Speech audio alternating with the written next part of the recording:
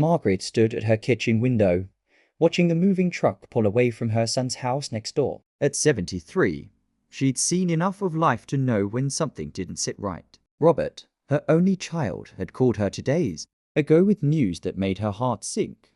"Mom, Linda and the kids are moving in with me. Her mother too. It's decided. Please don't make this difficult."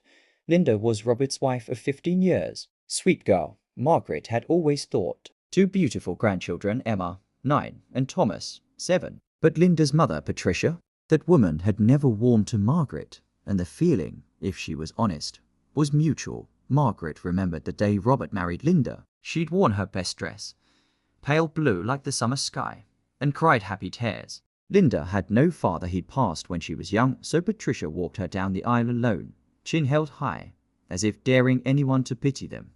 Now, watching through lace curtains, Margaret saw Robert's car return. He emerged first, then helped Patricia from the passenger seat. The older woman moved slowly, her silver hair pulled back severely. Linda followed with the children, looking tired but smiling at something Emma said. Margaret turned away, putting the kettle on. She'd baked a coffee cake that morning, her grandmother's recipe, the one with cinnamon swirled through the middle. It seemed the right thing to do, even if her stomach churned with worry. An hour later, Robert knocked on her door.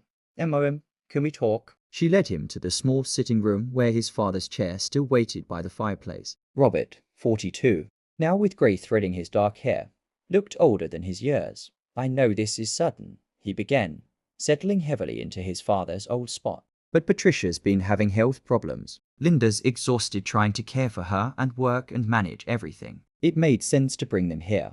Well, I can help." Margaret poured tea, her hands steady despite her racing heart. "And Patricia's house? We're selling it. The money will help with her medical bills."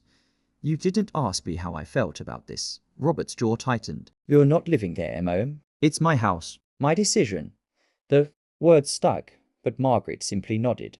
After he left, she sat alone in the dimming light, remembering the boy who'd once told her everything, who'd held her hand crossing streets long after he was old enough to know better. The next few weeks passed quietly. Margaret saw the children playing in the yard, heard their laughter floating through her open windows. Linda waved when they passed on the sidewalk, but there was a tension in her smile. Patricia never waved. She'd sit on the porch in the afternoon, a blanket across her lap despite the September warmth, watching Margaret's house like a sentry.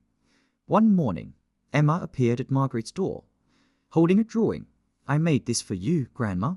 The picture showed 2 houses, flowers between them, and stick figures labeled with careful letters: Emma, Thomas, Mom, Dad, Grandma M, and Grandma P. "This beautiful sweetheart. Would you like some cookies?" They sat together at the kitchen table, Emma chattering about school while Margaret listened, soaking up every word. When Linda came looking for her daughter 20 minutes later, her eyes were red-rimmed. "I'm sorry, Margaret. Emma shouldn't bother you. She's never a bother." "Never." Linda's composure cracked slightly. "I know this situation is complicated. Patricia means well. She's just protective." Margaret reached across her porch railing, squeezing Linda's hand. "You look tired, dear. Are you taking care of yourself?" Linda's eyes filled with tears, but she blinked them away quickly. "I have to get back. Thank you for watching her." October brought cooler weather and a chill between the houses that had nothing to do with autumn. Margaret noticed Robert coming home later, his shoulders hunched with exhaustion. She'd see Patricia watching through windows, her expression unreadable. Linda moved like a ghost between rooms, caring for everyone but herself. Then came the night that changed everything. Margaret woke to raised voices. Through her bedroom window, she could see lights blazing in Robert's house. She pulled on her robe, heart pounding, and crept to her kitchen. The voices carried clearly across the narrow space between houses.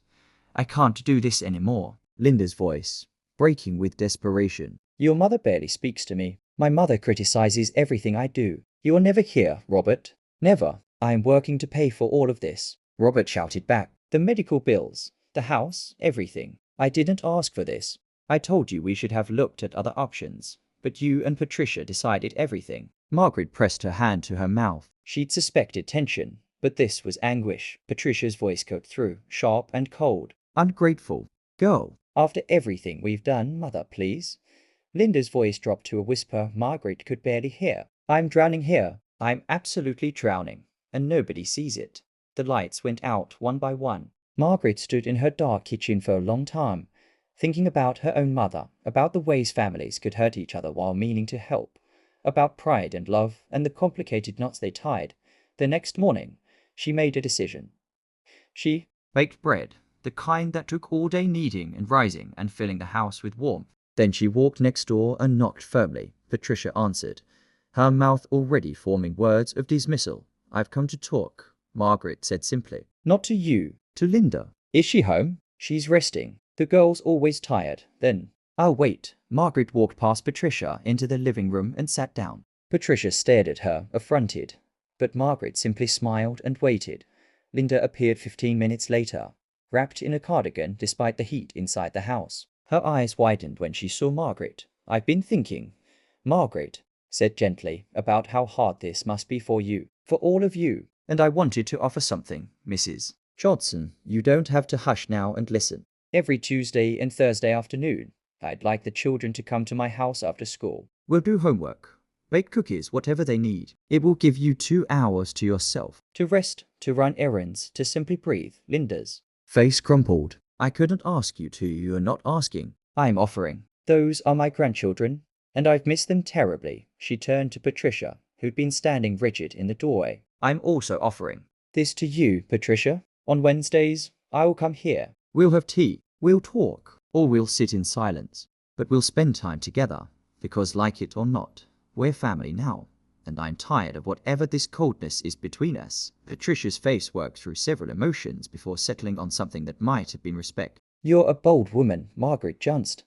I'm a tired woman who wants peace in her family. Will you accept? The silence stretched. Then Patricia nodded. Just once. The arrangement began the following Tuesday. Emma and Thomas burst into Margaret's house like sunshine, filling the rooms with noise and life. They made cookies shaped like autumn leaves. They read stories. Thomas told her about a bully at school, and Emma confided that she missed her old bedroom. On Wednesday, Margaret carried her best china to Robert's house. Patricia met her at the door, and for the first time, stepped aside without comment. They sat across from each other, two old women who'd spent years in silent competition. I loved my daughter's father, Patricia said suddenly. He died when Linda was 3. I raised her alone, worked 2 jobs, sacrificed everything. When Robert came along, I thought he'd take her away from me. Margaret poured more tea. I lost my husband 5 years ago. Cancer. He was my best friend. After he died, Robert was all I had. When he married Linda, I was terrified of losing him too. Foolish. Both of us. Yes. But maybe not too old to change. Patricia's lips twitched in something almost like a smile. The weeks turned into months. The routine held. Margaret learned that Patricia had been a nurse, that she loved mystery, novels, that her health problems were serious, but manageable with proper care. Patricia learned that Margaret had once dreamed of being a painter, that she still grieved her husband every day, that she made the best apple pie in the county. Linda began to look less haunted, with regular breaks and the knowledge that her children were loved and cared for. The weight lifted gradually from her shoulders. Robert noticed too, coming home earlier, the tension in his face easing. One December evening, Margaret found a note slipped under her door. M.O.M. Thank you. I don't know what you said or did, but everything is better. Linda is smiling again. The kids are happy. Even Patricia seems softer. You've given us all a gift. Your loving son, Robert. Margaret folded the note carefully and placed it in the box where she kept her treasures, her wedding photo, Robert's baby shoes, cards from grandchildren. On Christmas Eve, they all gathered at Robert's house. Margaret brought her famous cake. Patricia made her specialty Swedish meatballs that melted in your mouth. Linda had decorated every surface with love and care. The children raced through rooms, high on excitement and sugar. After dinner, as they sat around the fireplace, Emma climbed into Margaret's lap on one side and Patricia's on the other, somehow managing to cuddle both grandmothers at once. I love having 2 grandmas, she announced. It's like having extra magic in the family. Patricia caught Margaret's eye over the child's head. Something passed between them, understanding, perhaps, or forgiveness, or simply the recognition that love, real love, required letting go of pride and fear. Yes, Margaret said softly, stroking Emma's hair. Extra magic indeed. Outside, snow began to fall softly on the 2 houses on Maple Street, blanketing them both in the same gentle white, erasing the boundaries between yours and mine, between his mother and hers, leaving only family, complicated and imperfect, and finally whole.